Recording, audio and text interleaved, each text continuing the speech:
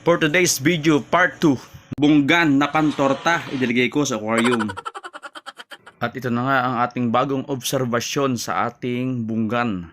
Part 2. Algae eater din pala sila, kaya mabubuhay sila dito.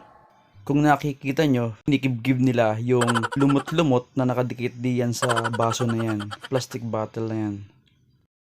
Sa ngayon, sa nakikita ko, maliligis silang lahat. At parang magtatagal ang kanilang buhay. Wow, sana all, di tulad ng iba. Madaling magsawa sa buhay. Sa love life pala. At hindi lang pala torta, nagkilaw din ako ng kaunti. Napakasarap talaga ng kinilaw. Nakakaganang kumain, nakakadami ng kain talaga. At napapabulos ka pa ng isa pa. Ang ganda rin nilang panoodin, lagi silang sama-sama.